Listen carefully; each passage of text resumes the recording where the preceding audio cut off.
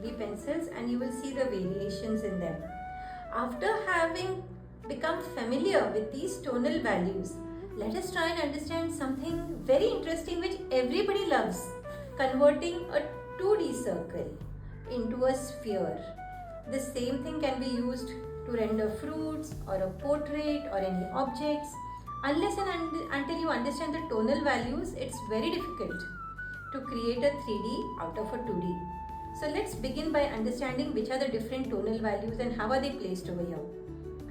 So to make things easy for you, I have simplified it into 5 tones.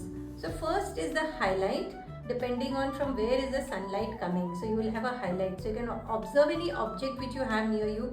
Definitely you will see something that is light. You could see the face of a person, you will see the temples or the tip of the nose to have a highlight. Then you have a middle tone, then you have a deep shadow. Reflected light is something which is lighter than the highlight, but it has to be there, otherwise your sphere will not look spherical. Usually students, while rendering a 3D, miss out on this reflected light.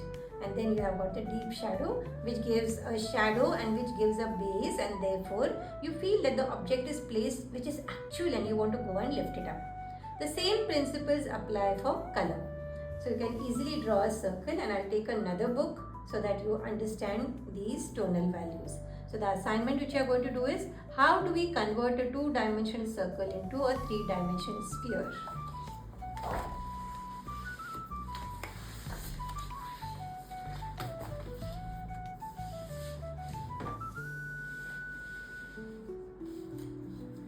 Begin by drawing a circle. A simple circle. See whether your eye, hand, mind, brain coordination moves to create a circle. Now draw another circle. Now this is a 2-dimensional circle. 2-dimensional circle. I am using a very soft pencil, a 4B pencil. You could do that with a HB pencil also. Very light, only for your eyes to see. And having done this, then decide from which direction do you want the sunlight to be there. Which direction? So if at all you say that the sunlight is from this direction, you have your sun rays coming from this direction, then definitely you will have a highlight over here in this direction. Having done this, you should see that your hand moves in this direction continuously. Begin from a lighter shade to a darker shade.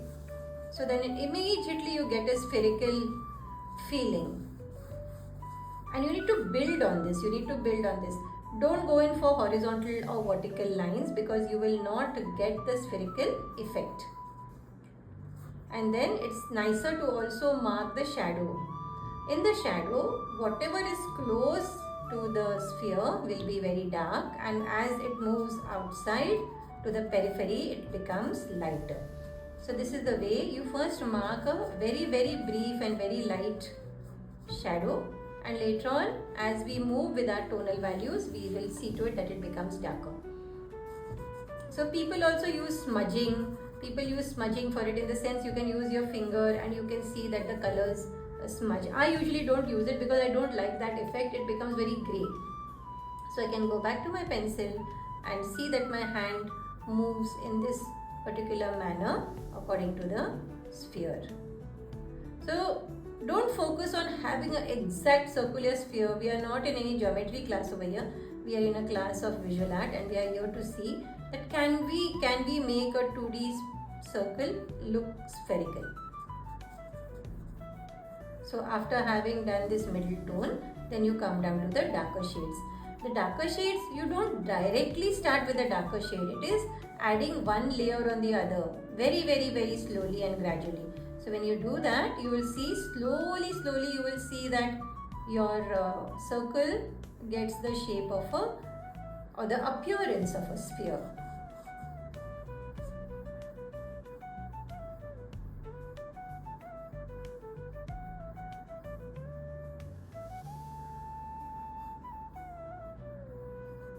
So going in this movement will give you a better visual appeal to your sphere.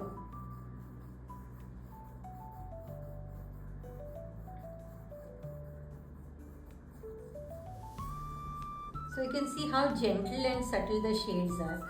This will come only with practice. If at all you feel it's going to happen in 5 minutes, 2 minutes, don't expect that, and be a little more, inclusive with yourself and forgiving and patient, if I may say, to see to it that you can get these tonal values in place. Then you can do the darker shade over here, which is the darker shadow. Many people, many artists use these terminologies, deep shadow and shadow, interchangeably. For example, there could be artists you could see on YouTube that this could be called as a deep shadow, which I have just marked over here, and what comes at the base of the product or the base of the sphere could be called as the shadow, or vice versa. This could be the deep shadow and this could be the shadow. But the reflected light is the same, the middle tone is the same, and the highlight is the same. This do not change. Your eyes will automatically show you that, oh yes, I discovered that this does have, my sphere does have these 5 different tonal values. And if you have practiced the first assignment well, you will get this immediately.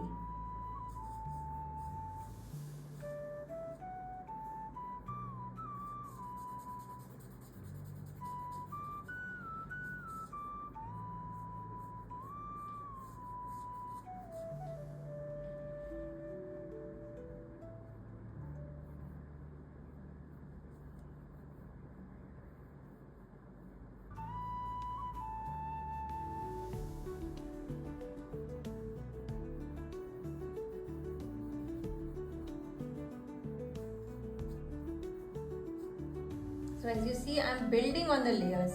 I am not directly beginning with a dark layer. It's only when towards the periphery you have very gentle shades of HB, you will have a gentleness and a subtlety to your rendering. So don't begin immediately with the dark tone. See, very gradually I am building on the dark tone. Even if at all you use HB of 2B, 4B pencil, as you keep on building the layers, it will get darker and darker. You saw the way I was holding my pencil.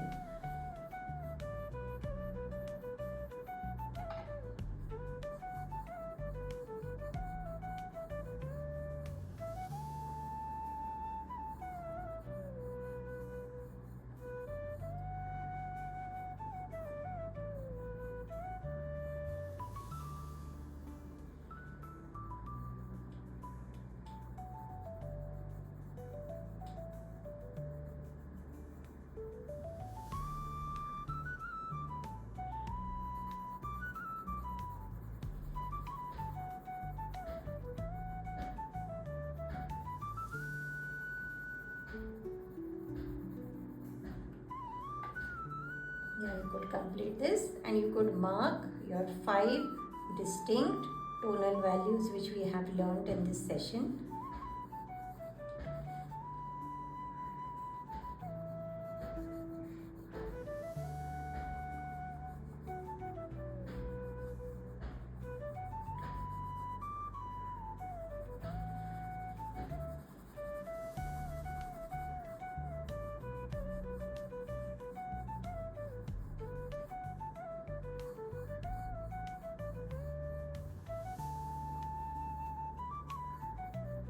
Does it look like a 3D to you? Ask yourself. The good thing about this subject is nothing is right and wrong.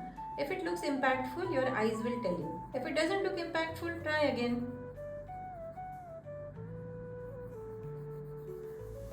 See, you can see a highlight. The first one is a highlight. Then you can see a middle tone. Then you can see a shadow. Then you can see a reflected light. And you can see a deep shadow. Hope you enjoyed.